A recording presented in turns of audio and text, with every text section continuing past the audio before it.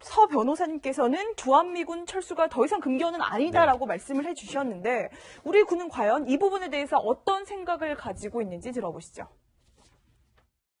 북한의 핵 위협을 근원적으로 봉쇄할 수 있는 툴이 마땅하지 않으니까 이 외교적인 협상을 들먹이는 사람들이 이제 한미 군사 훈련 이런 얘기들 중단 얘기를 하는데 외교적 협상의 수단으로 한미 합동 군사 훈련의 축소나 중단을 검토할 수 있다라고 보십니까?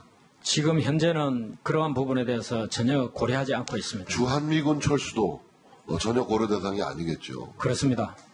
주한미군이 없는 상태에서 자립적으로 북한의 핵 도발에 맞서서 국토를 방위할 수 있는 능력은 충분치 않다. 이렇게 판단하고 있는 본 의원의 의견에 동의하십니까? 저는 우리의 능력도 상당히 올라 있습니다. 다만 저희가 걱정하는 것은 우리 국민의 피해나 희생을 최소화하고 이겨야 되기 때문에 그런 부분에 대해서 저희가 고민을 하고 있습니다. 네, 정경두 합참의장 어제 청문회에서 한미 연합훈련 축소 중단 검토할 수 있냐 전혀 그렇게 생각하지 않고 있다라고 얘기를 했습니다. 근데 주한미군 철수 얘기가 나온 다음에 저 얘기가 이제 나와가지고 사실 좀 궁금하긴 한 건데 당장 이번에 시작되는 그 주한미군 그러니까 한미 연합훈련에서 참가하는 미군의 숫자가 좀 줄었다는 뉴스가 곧바로 나오고 있거든요. 네. 어떻게 해석해야 될지. 그러니까 실제적으로 보게 되면은 작년의 경우에 보게 되면은 미군에서 증원되는 미군 2,500명을 포함해서 한 2만 5천 명이 참여했는데 그렇죠. 이번에는 미국에서 증원되는 인원은 3천 명 정도고요. 그래서 토탈에서 참여하는 인원이 1만 7,500명이 됐습니다. 실제적으로 한 7,500명 정도가 줄었다라고 봐야 되는데 근데 인원이 줄었다고 해서 규모가 축소됐다라고 보기는 좀 어렵고요. 그리고 그 UFC 같은 경우에는 매년 그 북한의 정세 변화 또 군사력 또 우리의 대응 능력을 합쳐서 그 성격이 굉장히 바뀌고 있거든요. 작전의 형태도 바뀌어지고 올해 중점을 둬야 될 작전이 뭐냐 이것도 매날 달라지고 있습니다.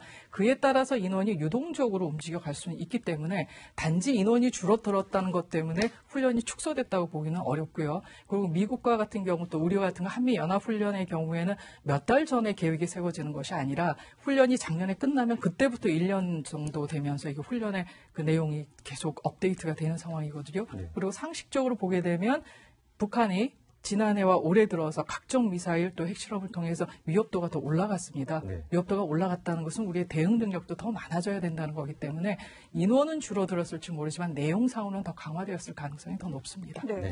그런데 최근에 이제 양상을 보면 북한의 이런 말폭탄도 문제지만 뭐 미국 정부나 우리 정부의 입장이 좀 오락가락하는 거 아니냐 좀 더 이렇게 걱정이 되게 만들어요. 이 지금 합참의장, 정경도 합참의장, 우리 군 최고 수뇌부 아니겠습니까?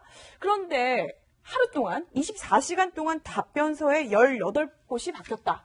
지금 이런 지적이 나오는데 이 부분 어떻게 생각하세요? 그쪽에 저는 도저히 이해가 안 되는 게요. 예를 들어 군인의 가장 중요한 게 원칙하고 일관성 아닙니까? 근데 너무 이게 정치적 고려를 하다 보니까 사드라든지 이런 부분에 이게 자꾸 답변이 바뀌고 있는데 저는 이게 주한미군 철수도 마찬가지예요. 뭐 본인에게 전혀 고려 대상이 아니라 하지만 항상 이 역대 정치나 또 역사를 보면 무조건 이게 미국도 자국의 어떤 국제 정치적 이해관계에 따라서 뭔가 이게 전략적인 결정을 하는 거지 우리의 이익을 위해서 하는 건 아니거든요. 그래서 이게 저는 미국이 우려되는 게 계속 이게 레드라인이 미국도 이게 후퇴하고 있어요. 옛날에는 이게 북한의 완전한 그 비핵화 이걸 이게 조건을 했는데 지금 이게 핵 동결만 하고 도발만 하면 이게 철수도 헨리 키신저나 아까 저 배넌도 그런 이야기 노잖아요. 그래서 이게 너무 합참의장이 좀 이게 안이하게 대답하는 게 아닌가. 미군 출세를 이게 우리가 결정하는 건 아니잖아요. 그런 좀 아쉬움이 듭니다. 네. 지금 계속해서 이제 안보와 관련된 논란이 계속 이어지고 있는데 이런 상황에서 문재인 대통령의 지난 취임 100일 기자회견에서 한 발언을 놓고도 설왕설래가 계속되고 있습니다. 어떤 발언인지 들어보시겠습니다. 북한이 ICBM 탄도미사일을 완성하고 거기에 핵탄두를 탑재해서 무기화하게 되는 것을 레드라인이라고 생각합니다. 더 이상 위험한 도박을 하지 말 것을 경고하고 싶습니다. 네, 저도 전날 기자회견을 정말 뚫어져라 이렇게 봤었는데 저 발언을 보고선 저 나중에 문제되지 않을까라는 생각을 좀 했습니다. 왜냐하면 ICBM에 핵탄두를 장착을 하게 되면 그 자체가 이미 레드라인 넘어가가지고선 이 어떻게 할수 위협이 없는데. 현실화되어 있는 상황이 될 텐데 저때 가가지고서 뭔가 우리가 대응 조치를 나선다면 늦는 거 아닙니까? 라는 생각이 들거든요. 사실상 뭐 레드라인이라는 것은 어느 나라도 마찬가지지만 아주 분명하게 그어주지는 않습니다. 왜냐하면 상대방이 내가 참을 수 있는 선이 이 정도라고 생각을 하게 되면 아주 가까이까지 올 수 있는 상황이거든요. 근데 우리 대통령께서 저렇게 말씀하신 것에 대해서는 북한이 지금 ICBM 능력을 어느 정도 개발을 하고 있는 상황이고 핵탄두 소형화까지 가고 있는 상황이기 때문에 이거를 각각 따로따로 하는 것으로 봐서는 아직까지는 위협이 현실화되지는 않았다고 보고 있는 상황이고 그래서 ICBM에다 핵까지 같이 묻혀되면 이거는 그만 현실화되는 거니까 북한에게는 각각 하는 이 부분에 대해서 지금 중단하고 그 합칠 계획은 하지 말아라라는 어떤 최후 통첩성의 얘기를 하신 것이 아닌가라는 생각이 좀 듭니다. 근데 사실 저 레드라인이 7월 달에 처음 나왔거든요. 북한이 ICBM급 미사일 도발을 했을 때 문 대통령이 레드라인 넘지 말라고 경고했다고 이제 청와대가 밝혔었는데 저희가 집요하게 물었어요. 레드라인 기준이 뭐냐? 그럴 때마다 청와대에서는 이거 밝히는 거 좋지 않다라고 분명히 선을 그었는데 문 대통령 입에서 레드라인의 기준이 나오니까 저희가 좀 놀랐던 거거든요. 왜 그랬을까요? 이 의도가 뭘까요? 저는 뭐 문 대통령이 엄청난 의도를 갖고 글쎄 레드라인 발언을 했을까? 물론 이제 그렇게 해석하는 시각도 있습니다. 북한에 강력한 경고를 하기 위해서 의도적으로 레드라인을 구체적으로 밝혔다. 뭐 이렇게 해석하는 사람도 있던데 제가 보기에는 그렇지 그냥 않고요. 얼떨결에 밝히는 걸까요? 어쨌든 제가 보기에는 저 레드라인을 구체적으로 대통령이 이야기한 것은 저는 부적절했다라고 봅니다. 왜 그러냐면 우리가 보통 레드라인 딱 그러면 그 선을 넘으면 이게 질적으로 완전히 다른 상황이 펼쳐진다라고 우리가 생각을 한단 말이죠. 그러면은 지금 이제 북한을 상대로 해서 이렇게 미사일 개발, 핵 개발 부분에 계속 국제사회가 압박을 가하고 있는데 저 대통령이, 문 대통령이 이야기한 그 레드라인을 만약에 북한이 넘었다. 그러면은 그 이후 상황이 우리가 생각하기에는 논리적으로 본다면 북한을 공격해야 된다라는 논리로 이렇게 연결이 될 위험성이 굉장히 크거든요. 사실상.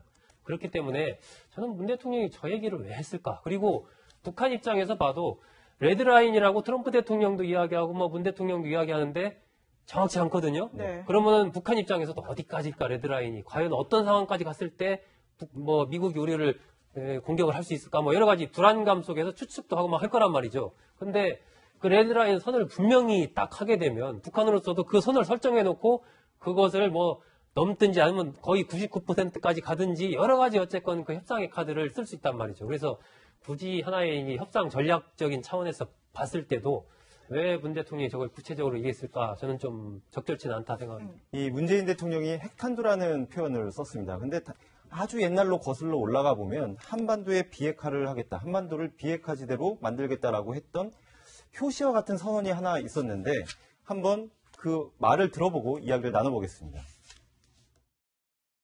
핵 문제의 조속한 해결을 위해서 나는 이 자리를 빌어 국민 여러분과 북한 그리고 온 세계에 한 가지 분명한 사실을 밝힙니다.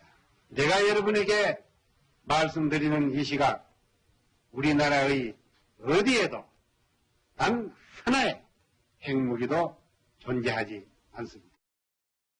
네. 우리나라 한반도 전체를 의미한다면 근데 북한에서는 이미 개발을 하고 있는 걸로 공언하고 있습니다. 근데 지금 저 한반도 비핵화 원칙은 이미 깨진 상황이 돼버린 거고 지금 우리 내부에서조차도 전술핵 재배치를 한다라는 그런 여론이 형성되고 있지 않습니까? 어떻게 보십니까? 네, 일단은 우리 입장에서 보면은 우리는 약속을 했지만 북한이 깬 거기 때문에 비핵화 선언이 깨졌다라고 볼 수는 있습니다만 우리의 입장에서 봤을 때 그러면 비핵화 선언을 우리가 스스로 깨고 전술핵 무기를 반입하는 것이 우리한테 과연 득이 되느냐 이 부분에 대해서 좀 생각해 볼 부분이 있는 것 같습니다. 왜냐하면 핵이라는 절대 무기를 대할 수 있는 것은 핵무기이긴 하지만 이미 이제 핵을 공격할 수 있는 이제 미래 전력들이 많이 나와 있는 상황이고요.